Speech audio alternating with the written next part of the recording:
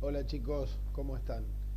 Bueno, ya que ayer fue feriado y no tuvimos nuestra clase a través de Zoom, tenía la idea de grabar este pequeño video para, bueno, explicarles un poquito cuál había sido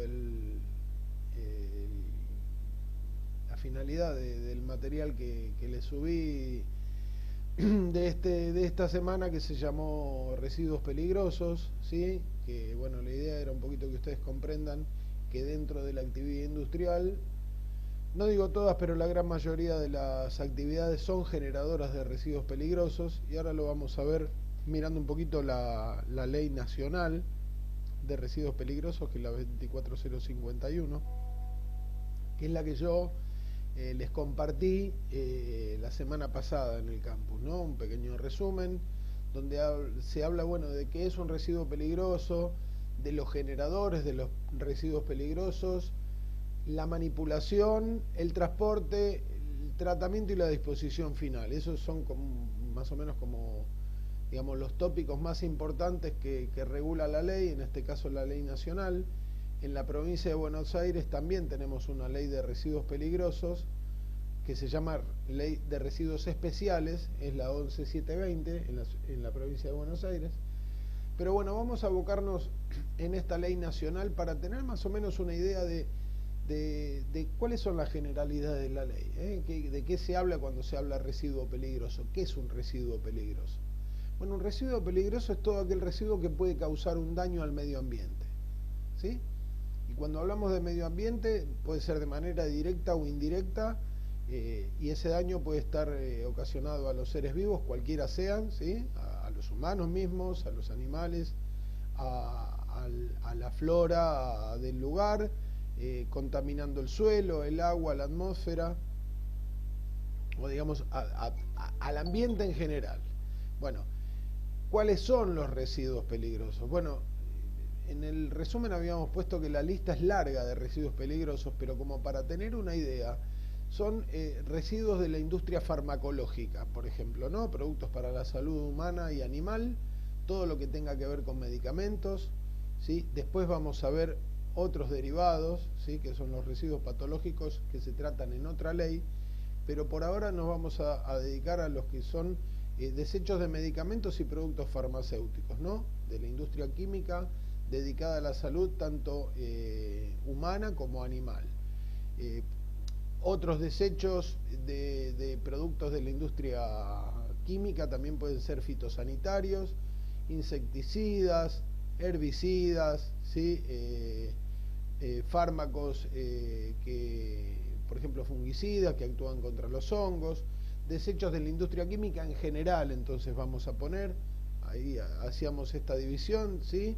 de farmacéuticos, fitosanitarios, químicos, desechos que contengan cianuro, que no necesariamente tienen que ser de la industria química, sino de otras industrias, ¿sí? Que utilicen en sus procesos o tengan como resultado final de sus procesos productos con cianuro. Y los desechos ocasionados son residuos peligrosos. Otros desechos, por ejemplo, de la industria de la energía, como el PCB, que es ese compuesto que se usaba, porque ya no está permitido, que se usaba como aislante dieléctrico y refrigerante en los transformadores eléctricos. Residuos de la industria del asfalto, por ejemplo el alquitrán, residuos de desechos de aceites y agua, o de hidrocarburos y agua. Después vamos a ver en sus divisiones que estos desechos sean solos o mezclados, ¿sí? Aceites y agua, hidrocarburos y agua, son desechos peligrosos.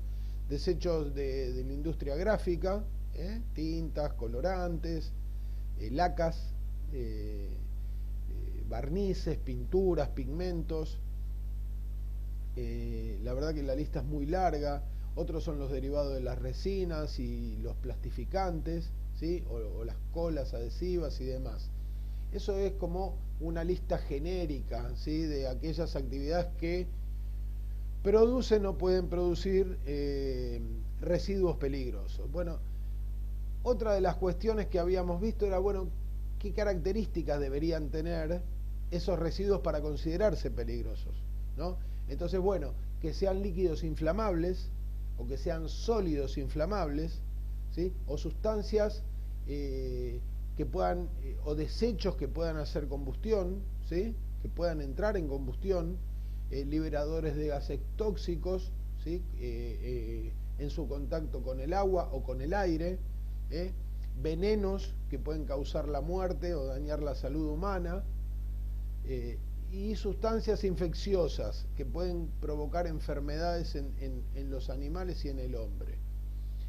Si nos recordamos un poquito de los aspectos de la Ley de Seguridad e Higiene y de su decreto reglamentario, recordaremos que los agentes de riesgo eran agentes físicos, químicos, biológicos, y acá tenemos unas muestras claras de que por qué estos desechos se consideran riesgosos o perjudiciales para la salud, ¿no? Bueno, por otro lado, la ley especifica que no está permitida la importación, ni la introducción, ni el transporte de residuos peligrosos que vengan de otros países, ¿sí? Que entren por tierra o por mar a nuestro territorio. Como tampoco está permitido la importación de residuos de origen nuclear, ¿no? Lo que se llaman desechos nucleares. Ninguna de esas cosas está permitida en nuestra legislación, ¿sí? Ni la importación de residuos peligrosos, ni la importación de residuos nucleares. Esto es desde el punto de vista de la caracterización de los residuos peligrosos, de lo que son, ¿sí? De su definición y de su clasificación, pero la ley también, digamos, detalla otro ítem importante que es el que lo genera, justamente lo que estábamos viendo recién, ¿no? ¿Qué son los generadores de residuos peligrosos? Bueno, listamos algunas industrias que son de hecho los generadores de este tipo de residuos. A través del residuo las listamos, pero bueno, un poco es repasar qué son los generadores, ¿no? ¿Cuáles son las actividades? Bueno, todas las fábricas que enumeramos hasta ahora, de sustancias tóxicas, farmacéuticas, productoras de barnices o que los utilizan en sus procesos, ¿sí? Bueno, esa es la generación, ¿no? Bueno, los laboratorios también, los hospitales, las refinerías de petróleo, cuando hablábamos de los alquitranes, ¿sí? Las actividades químicas, todos esos son generadores, ¿no?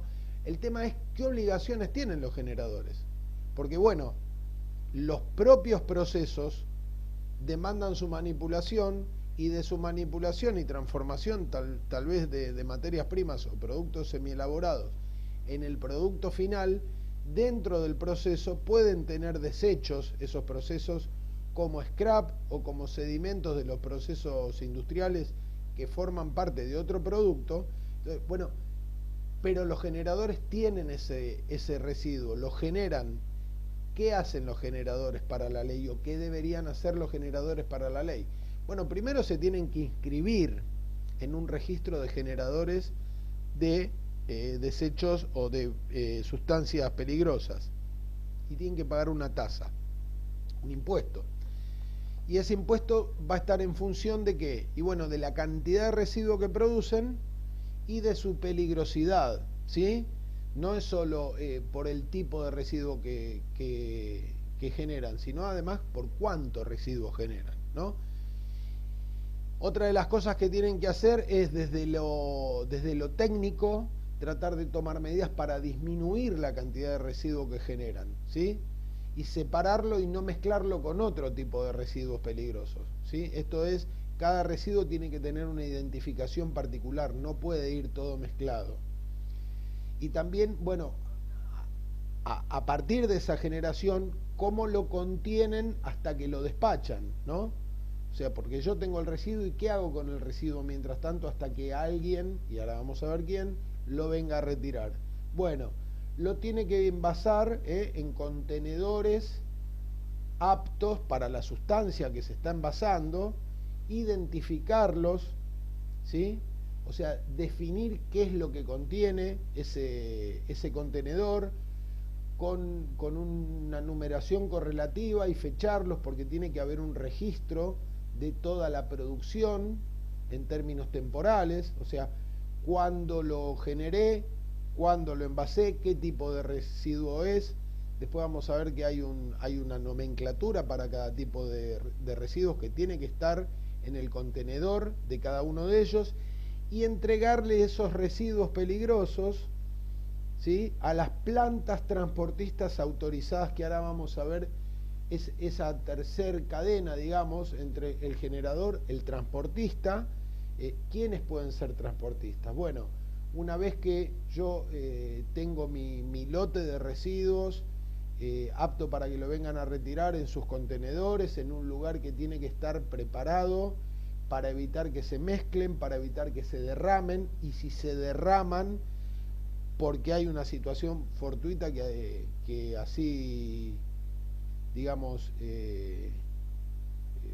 pasa algo que por lo cual o se rompe el contenedor o hay un accidente o lo choca digamos, un autoelevador o hay alguna situación particular que hace que ese contenedor se rompa.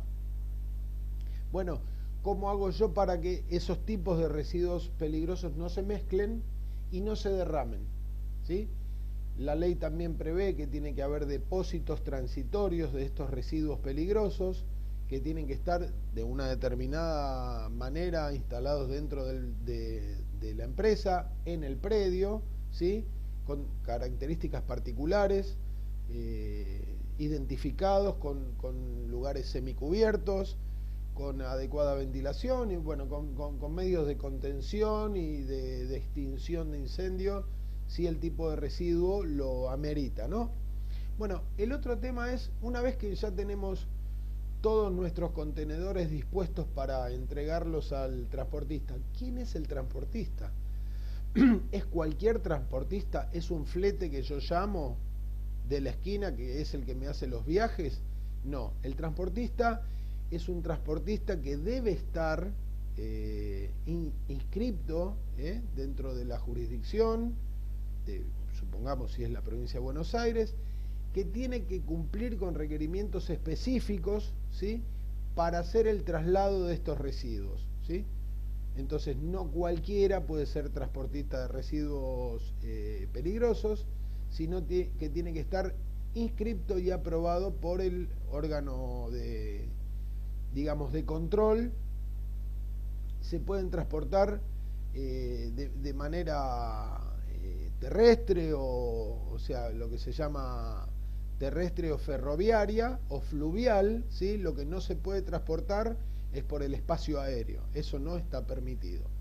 O sea que, bueno, tanto los transportes terrestres como los fluviales tienen que cumplir con algunas características particulares. Bueno, ese transportista, como dijimos, debe inscribirse en un registro específico de la jurisdicción, ¿sí?, que ejerce la tutela sobre esta ley. Tiene que llevar un registro de las operaciones, ¿sí?, con el nombre del transportista, la forma en el cual va a llevar a cabo el transporte y cuál es el destino final, quién es el generador, ¿sí?, porque lo que tiene que hacer es un manifiesto, decir, este residuo es de la empresa tal, lo voy a transportar yo con mi camión, patente tal, seguro tal, chofer tal, y va a ir a el destino final tal, ¿sí? Eso es un manifiesto de transporte oficial, por supuesto, que debe llevar el transportista. Tiene que cumplir con las normas de seguridad de envasado y rotulado, todo lo que lleva. El transportista lo tiene que verificar también, ¿sí?, porque es su responsabilidad llevar el residuo envasado y debidamente rotulado, y el envasado tiene que estar de acuerdo al tipo de sustancia, ya lo dijimos, o sea que el transportista es responsable de no cargar cualquier tipo de bulto que no esté debidamente identificado, rotulado y pesado, porque además obviamente también el generador le paga al transportista por la cantidad de bultos y el peso de los mismos, ¿no? Y obviamente esos transportes tienen que cumplir con, así como el generador tenía que cumplir con las normas de contención, de lugares antiderrame y de, digamos, de contingencia ante un derrame, lo mismo tiene que cumplir el transportista. Todo su personal debe estar debidamente capacitado en lo que son las leyes, no solamente en este caso de residuos peligrosos, sino también de los transportes de cargas profesionales, o sea, tienen que tener cursos periódicos, tienen que tener la licencia especial para el transporte de sustancias peligrosas y obviamente tiene que tener un seguro del transporte que cubra los posibles daños causados por estos derrames, no solamente por un choque, digo, sino por si el transporte llega a sufrir algún inconveniente, ¿sí? Porque hay una ley que se llama la Ley de Ambiente, que prevé lo que se llama el seguro ambiental. O sea, si algún generador o algún transportista llega a tener a través de sus actividades algún impacto en el medio ambiente, tiene que poder presentar un seguro que actúe como, digamos, póliza remediadora de ese daño. Bien, ¿qué tiene que llevar el transportista? ¿Sí? ¿Qué documentos son los que tienen que llevar? Bueno, tiene que llevar un manual de procedimientos, ¿sí? Un manual de procedimientos para el caso de derrame, la manipulación y el caso de derrame de los residuos. Un sistema de comunicación, ¿sí? Por radiofrecuencia o bueno, ahora con la tecnología de comunicación a través de los teléfonos celulares que hay ahora es mucho más sencillo que cuando la ley fue decretada. Un registro donde se anoten todos los accidentes producidos durante el transporte, accidentes o incidentes producidos durante el transporte, una identificación clara y visible del vehículo y de la carga, ¿sí? O sea, también el vehículo no solo tiene que digamos, tener obviamente libre a la vista su patente, sino que debe decir que es un vehículo que transporta carga peligrosa, ¿sí? Tiene que tener un rotulado en la caja el vehículo que indique que es un transporte de carga peligrosa.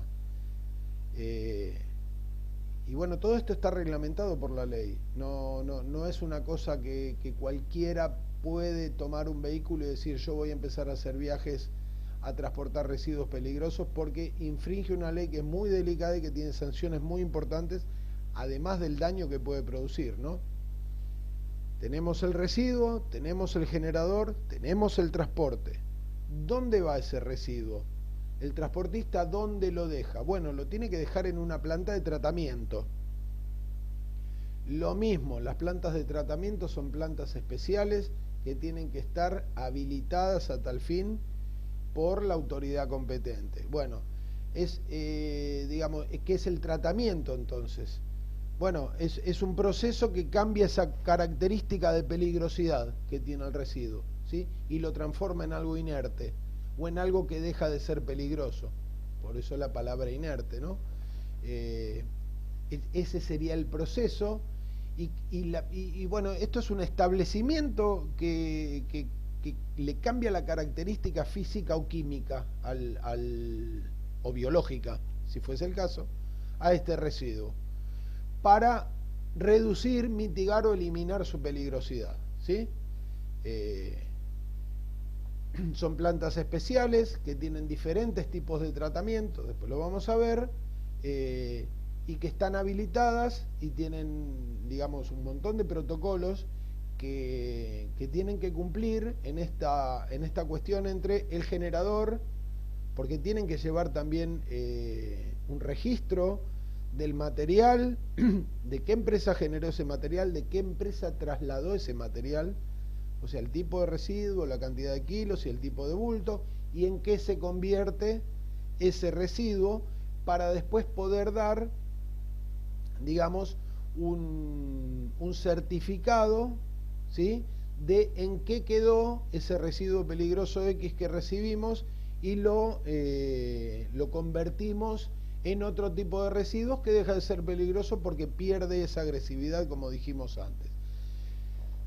Una vez que tenemos el residuo tratado, bueno, hay que disponerlo.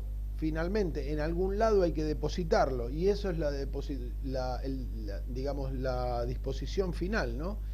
Es el último destino de este residuo. Desde que se generó, se transportó, se trató y ahora lo tengo que poner en algún lugar, ¿sí? Que sería su último lugar de yacimiento, ¿no? Una vez tratado. Bueno, hay varias formas de disponerlo esto, pero todos tienen que asegurar, digamos, una seguridad hacia el medio ambiente, ¿no? Que después ese residuo, por más que sea inocuo o inerte o haya bajado considerablemente su peligrosidad, no siga causando problemas en el ambiente, ¿no? Entonces tienen que estar en depósitos especiales, ¿sí? Y en reservorios y receptáculos especiales en el lugar de disposición final. ¿Qué se hace con estos residuos peligrosos después para eliminarlos? Bueno, hay varias formas. Uno es enterrarlo, por ejemplo, ¿sí? Uno es enterrarlo y otro es ponerlo en recipientes sobre la tierra, en lugares especiales, construidos a tal fin, que también tienen que estar aprobados por la legislación. Se pueden, digamos, ¿y por qué también? Porque si no se los contiene de la manera correcta, se pueden filtrar en lugares no deseados. Entonces, en aquellos lugares donde se vaya a colocar, hay que saber perfectamente que esos residuos, los que son totalmente inocuos, se pueden enterrar. Por ejemplo, hay una tecnología que los entierran en fallas geológicas, por ejemplo, fisuras, ¿no? O pozos muy profundos, se los puede tirar ahí porque generalmente son cenizas, ¿sí? Porque se los trata en procesos pirolíticos, o sea, se los quema en hornos y su residuo es una ceniza inerte que se puede inyectar de manera forzada en estos pozos que le digo, en estas fisuras geológicas. Se los incinera en la tierra generalmente. Como les decía, la gran mayoría son digamos, el residuo es el derivado de la combustión, así que queda como una ceniza, y eso no es tóxico. Entonces, que no está bien, pero sé que se lo puede volcar en cursos de agua y demás, ¿no? O se los puede poner de acuerdo al residuo final, se lo puede colocar en depósitos dentro de una mina, en lugares donde no estén expuestos y donde no generen, digamos, controversias con el resto de las actividades o el resto de las operaciones. ¿Qué se puede hacer para reutilizarlo si es que se puede hacer algo? Bueno, en algunos casos determinados tipos de residuos se pueden usar como combustibles, ¿no? O como un medio para generar energía, por ejemplo, ¿sí? Si algún residuo queda en forma de briqueta y le queda alguna condición de combustibilidad, se lo puede utilizar de esa manera. Algunos se pueden usar como disolventes en el caso de algunas sustancias químicas líquidas, pero son casos muy particulares. Para nuestro conocimiento, ¿sí? O en el caso de que sean algunos materiales, metálicos sobre todo, se los puede reciclar en ese sentido y lo pueden usar las siderúrgicas, las metalúrgicas, las fundiciones, ¿sí? Como base o como scrap de procesos donde se fabrican otro tipo de metales. Muchísimas aplicaciones, pero lo importante es entender que después de la generación y después del transporte hay un tratamiento, y de ese tratamiento el residuo se dispone finalmente, ¿sí? ¿Qué pasa con